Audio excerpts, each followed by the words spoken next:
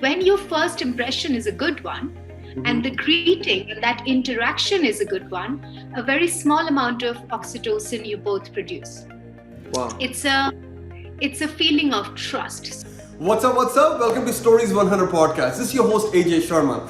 On this next episode, I'm very excited to introduce you to a very special guest. She has been crowned Miss India East. She has won Miss World Elegance Contest. She runs her own academy called Savoir Faire Academy, where she teaches people the etiquette techniques so that they can improve their personal life and their professional life.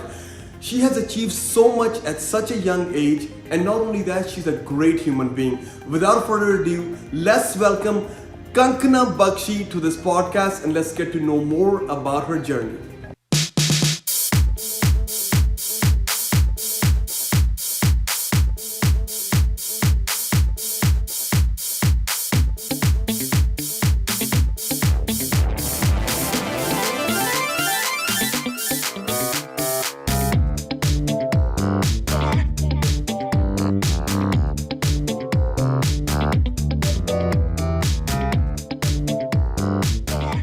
Welcome, Konkana, to the podcast. We are so excited that you're here today. You're truly a representation of a youth icon. I mean, you've achieved so much success at such a young age. It's a pleasure to talk to you today. So how are you today?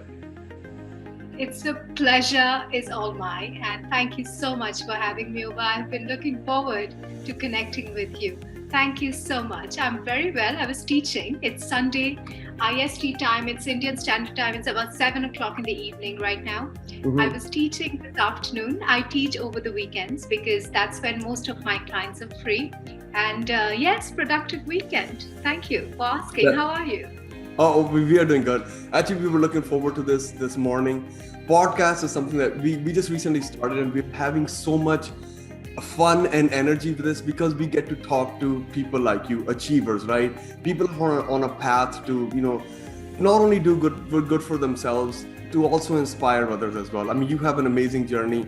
I mean, you have done so much. I mean, as far as, as we understand that you started your journey with, competing for the Miss India contest, Miss Elegance World, and then you went on to founding your Savoir Faire Academy, and then you have a lot of motivational content online and also etiquette content online. You're into philanthropy. You do so much. And when we connect with people like you, it's just not only for the listeners and viewers, they get a lot of value out of it. It's just something that also benefits us and it benefits everybody. So it's such a great, so we are so excited to be here today. And the weekend is going great. I'm really looking forward. I'm all ready when you are. Yes. So before Miss India, I went to several other beauty pageants. Wow. Which not many people know. I went to my first beauty pageant, which was Glad Rags, and I was underage. So I'll give you a quick story. I actually didn't give them my birth certificate and my real age because I was underage. I wouldn't have got through. Now, when I met Mrs. Maureen Wadia, she was auditioning for Glad Rags, and I was in school.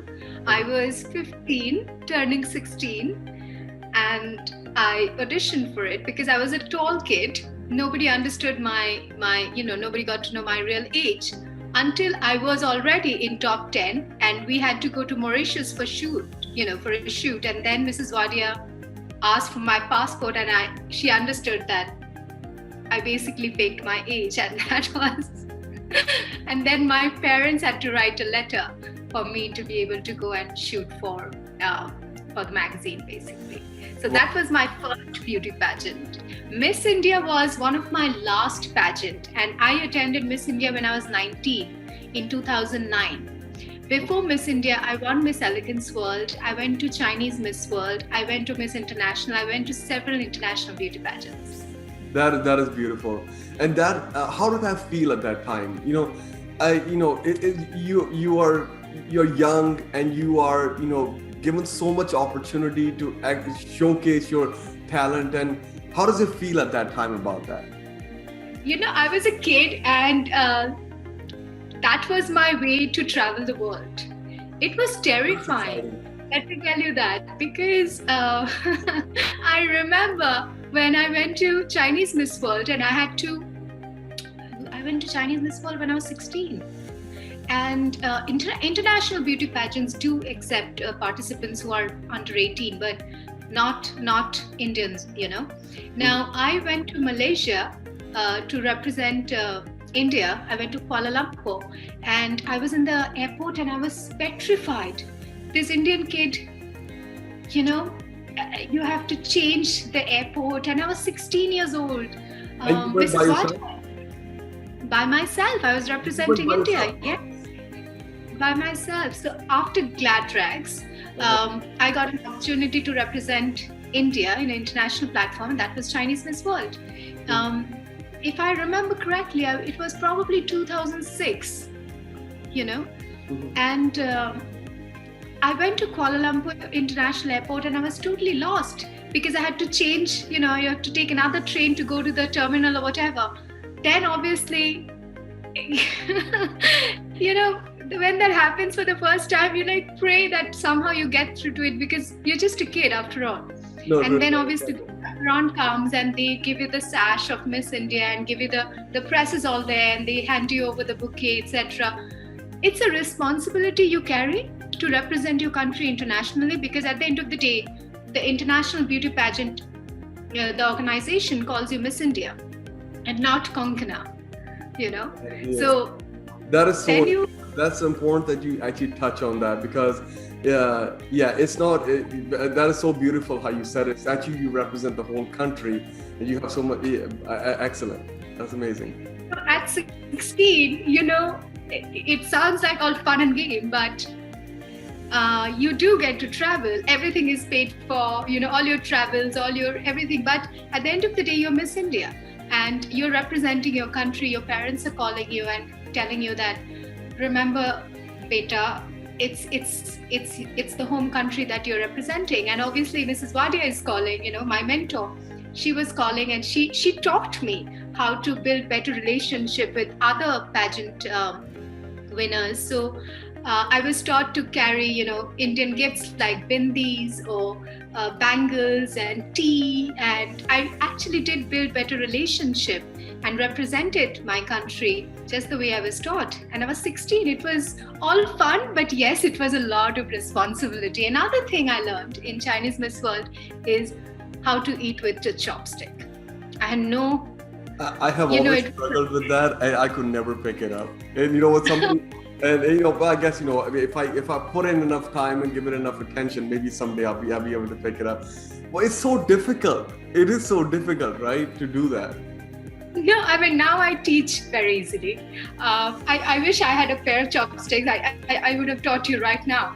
But it's very easy. It's just like, I'll teach you sometimes. I don't have a pair of chopsticks. But when I was in China, when I was there in Kuala Lumpur representing for Chinese Miss World, I had no other option, because you have to eat your food with chopsticks. Exactly. And my chaperone, when I said, it also helps too, because you're in that culture, and the more you blend into that culture, and it's better. This is just something I understand, is that wherever you go, the more you are blended into that culture when it comes to food, clothing, eating, anything. It just helps you connect with those people better. Absolutely. And, when I told my chaperone, I don't know how to eat my food without a fork and knife. And she just said, well, learn. And that's it. It's like, boom. At the age of 16, I had to adapt to another culture. And I think nothing taught me global etiquette than representing my country in different international beauty pageant from the age of 16 to 19. Those 3 years taught me more etiquette, global knowledge and etiquette than any other finishing school could. Because that's I was carrying the burden of my country, and I was just literally carrying my flag. That is beautiful. And especially when it comes to at a younger age, when you get a lot of different experiences, is so beautiful because it opens up your mind to different ideas, different cultures, different things that people believe in, and you become more an open-minded person. It helps tremendously in that. Absolutely. What was your experience there, and what are your thoughts on that? I think I was very fortunate to get support from my parents because I'm from Calcutta, and I am actually from a very conservative family. My extended family, very, very conservative. So they were shocked to know that I was going to a beauty pageant. But, I'm one of those kids who wore high heels at the age of 11 and will walk down the living room pretending to be a supermodel. Wow, that's good. Oh, that's it. So wow, that what, I was going to ask you a question on that. It was like, what was your dream growing up? A lot of times people say, I want to be an astronaut, or I want to be a doctor, or I want to be a lawyer, right? And now I think you kind of hinted at that because when you were 11, you're wearing high heels and you're doing a ramp walk at home. Is this you were working on this for quite some time? Absolutely. It was, I think, meant to be, In fact, my school teachers used to call my parents and complain that because I went to a convent girls' school and I had to tie my hair and we had to, maintain a certain decorum. So every time the bell used to ring, I used to just open my hair and I used to just walk like a, It didn't work on my favor at that time, let me tell you that. That's beautiful. So when when you're going for this pageant, the Miss India, Miss Elegance World, what are some of the challenges that come into that? Because there may be viewers or listeners that listen to this and they may be thinking about doing that. And it all, if you look at it from the surface, it looks very glorious and it's very rewarding once you win it and once you're in the competition as well. But what are some of the hurdles that you faced or you've seen other people face when they are trying to go for something like this? I think the most important understanding I would ask anyone thinking about going to a beauty pageant or even starting a career to be able to understand that rejection is hard. I cried in my pillows day in and day out when I was rejected from several I attended many beauty pageants, Sometimes you make it to top 10, sometimes you make it to top 5, sometimes you win the Miss Elegance World crown like I did. Okay? Wow. But not every pageant you win the crown. In certain pageants you get out in top 10 or maybe you don't even make it to top 10. And that rejection is very hard, because simply because when you're 16 or when you're 17, you're very sensitive. Yeah. I am glad that I learned to take rejection at a very young age. It was hard. I didn't have my parents to give me a hug and say it's all right because I was in another country altogether. I had to do it all myself. But I think attending international pageant at a very early age taught me how to deal with rejection with grace. How to deal with. That's that's so nice how you actually shared that, because that's something that as you go through life, you get rejected at many things like interviews, job interviews. If you are trying to build a business, sometimes you don't succeed, right? But it's something that through my motivational speaking work and talking to a lot of entrepreneurs, successful people, that's something that's common in most of them. Like how you are sharing right now, a little bit of the rejection that happened early on in your age kind of set yourself up, that it sets you up for a higher level in your life. It just kind of works out that way. And the more you get, it's kind of a weird idea, but the more you get used to rejection, the higher you will go in life. It works that way, and it's weird. It kind of doesn't even sound right, but if you get used to that and you can understand that, it propels you to a higher level. So yeah. Rejection definitely works on your favor in a long run. Now that I look back, I got rejected from Fashion Week. When I was 16, I was auditioning for Lakme Fashion Week in India, and I got rejected for knock knees. Because, when little children try to wear high heels, it's not good for your knees. So I was like 9 or 10 and I used to wear high heels and start walking like a model, So anyway, I got rejected from Fashion Week, but in a long run, now that I look back, it's all right, Yeah. It's okay that I got rejected. I learned so many good, important lessons in my life just by getting rejected. That's so powerful. And I hope people who are listening to this and they're watching this podcast, it's something personally that I have observed in my life too, is that the more you get rejected, the higher up you go. And I've had success in many areas of my life as well. And the more failures I've had and the more I've took them positively, the higher up I have gone in my life, in my career, and all those things. So yeah, it's very nice that you had to share that, because it helps people to hear from people that are successful. Like you are a really good example of that. And when they hear that, it kind of makes it concrete for them, because a lot of times people think that somebody who's successful, they're naturally talented at that, but that talent may or may not be there. But the hard work, rejection, all these building a strong mindset, those are the things that actually take you to the next level. So thank you so much for sharing that. It's so beautiful. Rejection teaches you, I think, empathy, because when you go through rejection yourself, it's a lot of pain, mental and emotional pain. That, I think, teaches you the value of being empathetic towards other people. I think that's something that I learned over the years. That's nice. So you started the Savoir-Faire Academy, and I hope I said that the right way. It is Savoir-Faire Academy. You're right. I listened to your YouTube videos, and when I was thinking, I hope I get the pronunciation right. So what was your idea behind that?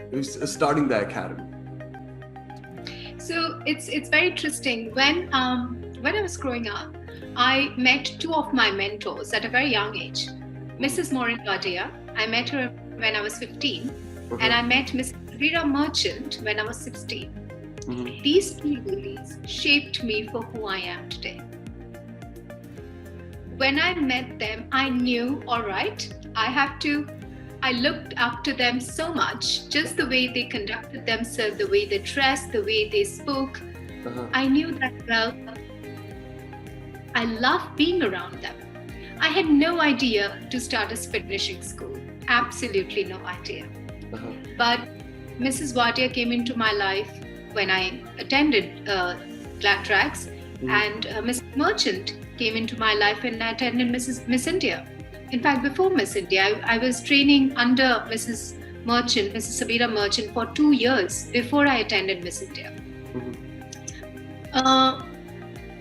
Also, I attended a finishing school abroad, and I knew that,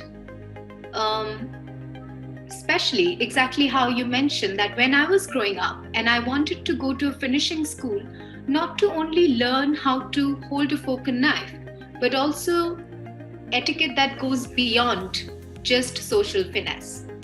And I think everywhere in India, there were finishing schools, grooming workshops that only taught you how to hold a fork and knife and how to use a chopstick. Those are basic manners. But when I started Savoir-Faire, I was actually looking for something that's more niche, that's more, that would teach you beyond social mannerism. And that's when I started Savoir-Faire in 2013. So I understand, is this more about developing your overall personality as a person, right? So instead of like you said, it could be, when we are growing up, and I was thinking about this today, and I wanted to ask you too, when we are growing up, the basic, table manners or how to wear your clothing, those are some of the basics that we learn as we're growing up, right? But, just one of my thoughts that I have, picked up on in my life is that, your etiquettes are part of your communication, right?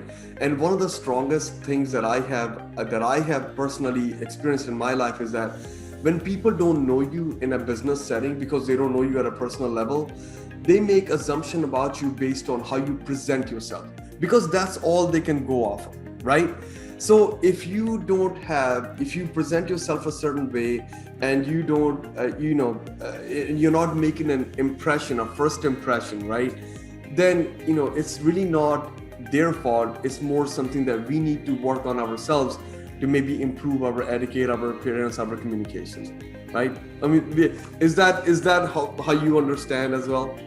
Absolutely. Human psychology is based on superficial evidence. So when we meet someone for the first time, we tend to make a certain perception about them based on superficial evidence like visual impact. That's a fact. And that is a fact. A lot of people, in our minds, we think that I am who I am because I know who I am. But the other person, if they meet you for the first time, they don't know who you are. The only thing they can go off by is how you present yourself. And if you understand that is so powerful. Right? Absolutely. That is so powerful. Absolutely. But what I would like to add to that is your first impression goes beyond your visual impact.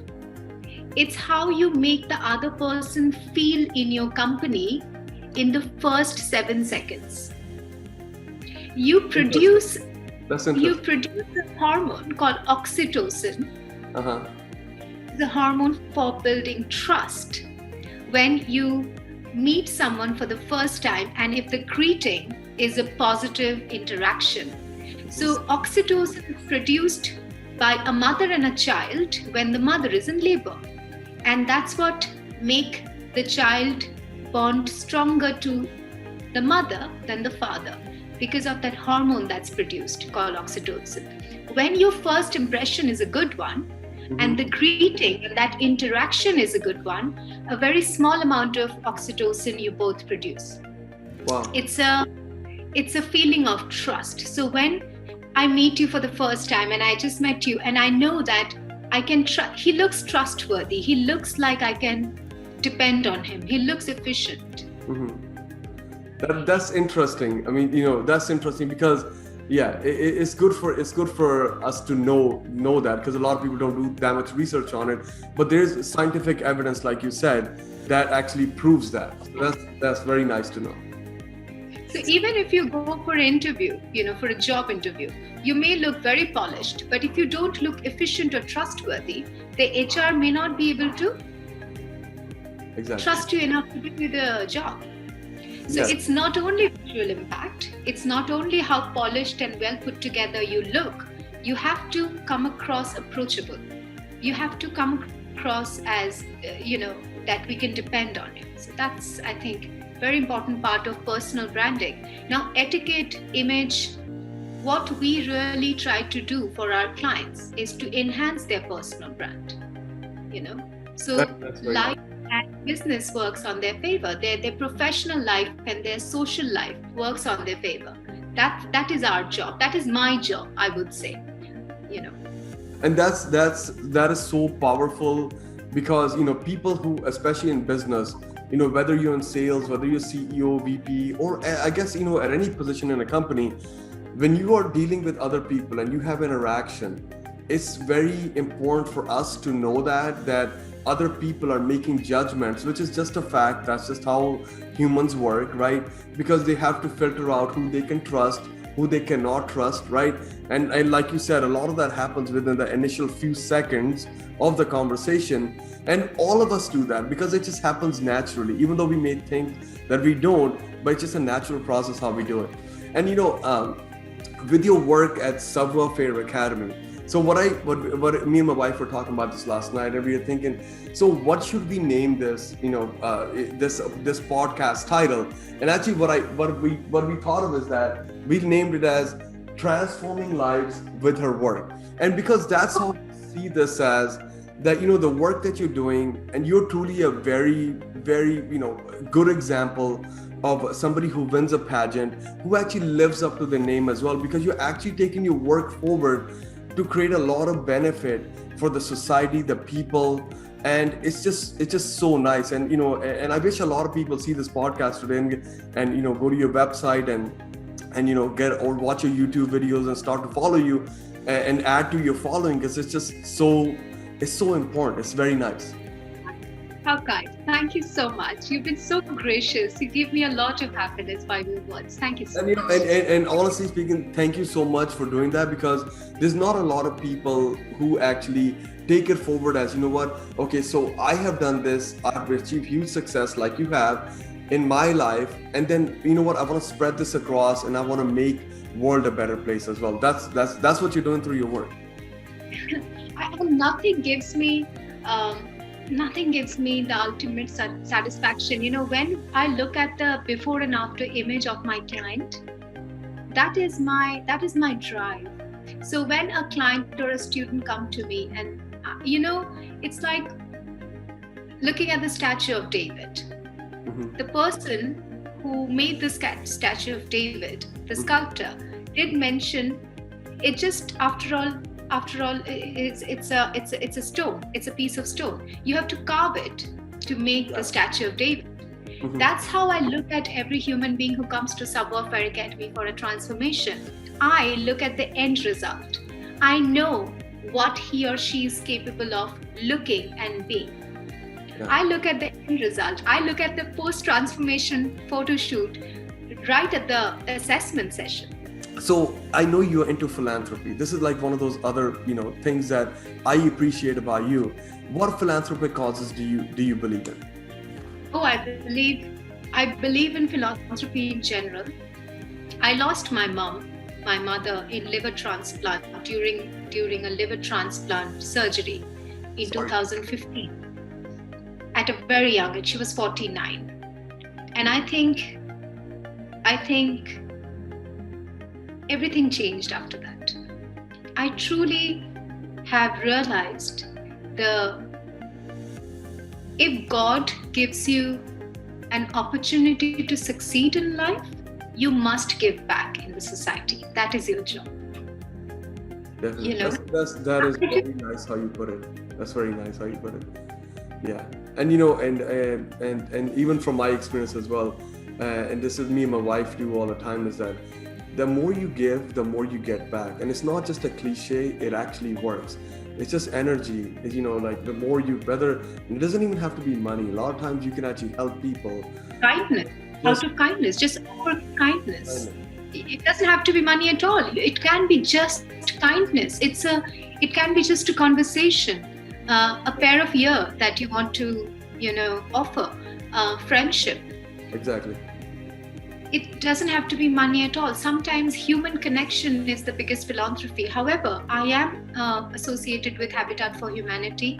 I do like to work closely with them. I also work very closely in raising funds for liver transplant surgery for people from impoverished society, because liver transplant is a very expensive proposition, and a lot of people don't even go and do the transplant simply because it is not very economically friendly. So after I lost my mother, I lost my mom because there was a malfunction in the surgery.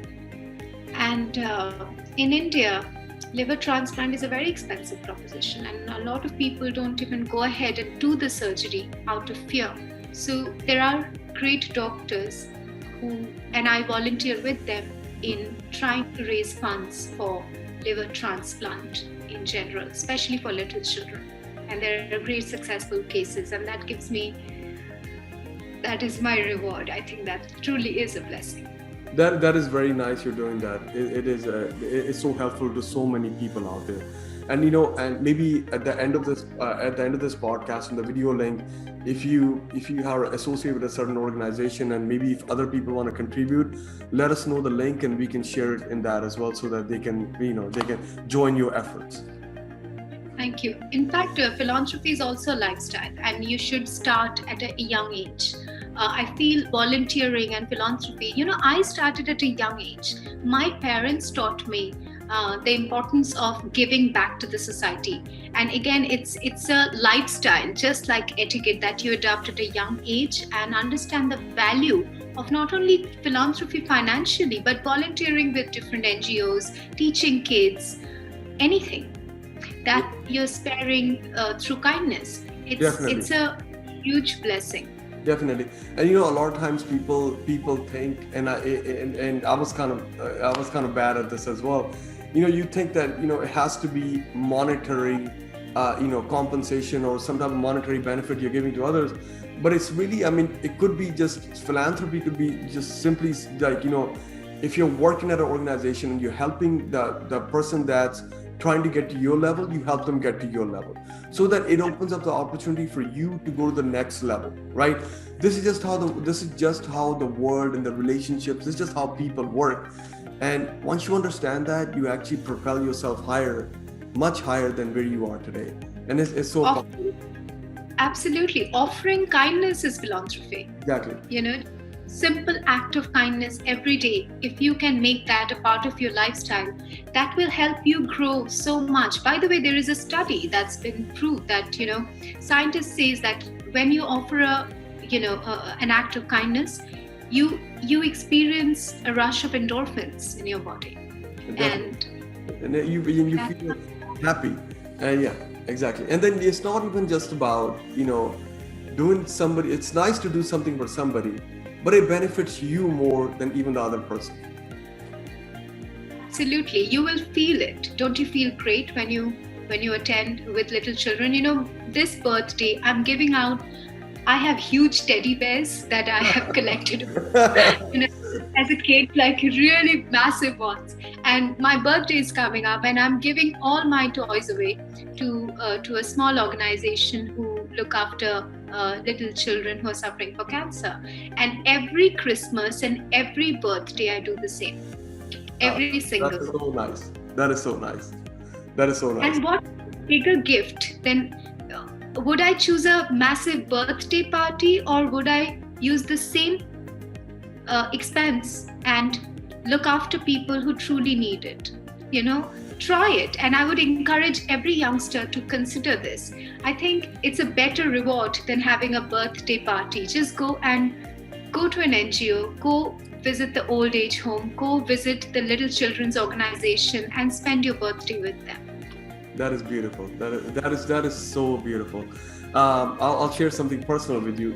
Recently, for my daughter just turned 2 years old, and my wife shared this, is that she was saying, okay, you know what, we're gonna have this a little event with the kids at our home, but at the same time, let's do this, that we should actually go to a place where we can actually donate meals, clothes, and for the underprivileged. And that was and so we have adapted that now, that every birthday we're going to do something similar, and that's just so nice. That's just so nice. It's pays you back in dividends. Blessings are the biggest reward. It's bigger than financial achievements. That is, I think. Exactly. I think as and when you grow older, you also truly experience those transitions. To be very honest with you, when I was younger, I was very ambitious, very driven. Now that I'm older, now I truly understand the meaning of empathy, that success is not everything. Success is not everything at all. Success is a part of achievements, but your happiness, your personal happiness is also very rewarding. It is very rewarding. It's better than success, I would say. It's better than success in your other professional accomplishments. If you have a nice family, you have a loving family, that's very important as well. And these are things I have learned with age and maturity. Earlier it was one track mind. How do I achieve my goal? Exactly. When I was in my late teens and early 20s, my mindset was the same way. I think most of us go through that. We are so focused on building a career, building what we are trying to do, and then pretty much everything else is ignored at the moment. And sometimes it's good too, because you're laser focused, so it actually kind of helps you out. But at the same time, when you become, as you go through the progress, it's a natural progression. You become more level-headed, you become more balanced, and then you actually start to understand what the true priorities are. Like you said, happiness, and then having the people around you, and through your work, you actually helping out a lot of people, transform lives, and that is very nice. And that's what I'm thinking. Yeah, I'm assuming that you get a lot of happiness out of that. True. In fact, it's lonely at the top. Let me tell you. In fact, when you only think about let's achieve success, you may be very successful, and I have been through it. It may be a little lonely. Then you realize the value of relationship, family, true friendship, love in general. Exactly. So so me and my wife, we also wanted to ask you. Can you give us a couple of like etiquette tips, like just generally for the viewers and us as well? No, it'll be amazing. I was hearing the whole conversation and I just loved it. Oh, you're so. Yes. I love what you're wearing. You look beautiful in that peach dress. It's beautiful. Thank you so much. I think etiquette tips, you both don't need it at all. What I love, what I have really noticed is you are able to make someone feel amazing in your company. And I think that is the foundation of etiquette that we spoke about, how you make the other person feel in your company, how approachable you are, and how you it's likewise. And I think I felt amazing in your company. I felt great. I don't even know how an hour passed, Yeah, I know, right? That's how great conversations go. Coming back to etiquette tips, I think the true meaning of etiquette is humility, and humility is the ultimate sophistication. Consideration, respect, and honesty are the principles of etiquette. So etiquette has two part of it. One's manners, which are the social decorum, how you hold your fork and knife, how you dress, etc. That's manners. And principles are the core component of etiquette, which are consideration, respect, and honesty. So that's what I would leave you with. Etiquette is nothing but relationship building, and how you're able to build, how successfully you're able to build relationship, and that is the beginning of etiquette. And you have ample of that. That's amazing. A beautiful conversation today. So one another thing, what is the message for the people that follow you, your fans and followers? Human connection is everything. Don't be forgotten in isolation is what I would tell the younger generation, because social media is sort of working on our favor but also robbing the virtue of humanity. So I would say, know the value of human connection. Sit down with your family, have a cup of tea, keep your cell phone aside, forget about your Zoom meetings, just build human connection. And I think that's something I would truly encourage the younger generation to take it seriously. Spend time with your family, spend time with your parents and people from different generation. That is the first way you can get rid of your inhibition. Social anxiety, by the way, in our generation is more than, from our parents' generation or our grandparents' generation. That time there were no technology. That's why they had no other option but to connect human to human. In today's generation, we are so engrossed in social media that sometimes we forget to make the human connection. And I think that's very important. Thank you so much. That's a beautiful conversation we had today. And can I ask one last question? Yes, absolutely. Does Academie offer online courses too, or is it just in-person classes? So I started virtual sessions over lockdown, and that taught me a lot. I have great clients who've become very good friends from Singapore, from London. I teach on different time zone, but this is something that I started over lockdown. Earlier I didn't, and it's going very successfully, thankfully. Okay, thank you. Yeah. Congratulations on that. And you know what? In this day and age, that actually helps out a lot of people. Absolutely. I mean, people like us can also benefit. Like, sitting in US and you've been in India. If you plan to do something, we can always take benefit of that. It would be my pleasure. In fact, earlier I wasn't very comfortable doing online virtual one-on-one courses, but now I'm teaching very successfully online, and just like my private clients, I'm able to build fabulous relationship with my client from Singapore, for example. We have become great friends. So I think technology has also given us this opportunity to be able to have this, to be able to teach even virtually and very successfully so. So I'm thankful. That's amazing. Cool. Thank you so much for your time today. We really appreciate it. So, your website, Savoir-Faire Academy, I'm going to post that here as well. And then for your handle on Instagram and Facebook, can you please share that? And then we can also share that. So, what is your handle on Instagram? Konkana Bakshi. Konkana. At Konkana Bakshi. Okay, cool. Konkana Bakshi. Yes. So thank you so much for the podcast today. It was a great pleasure having you as our guest.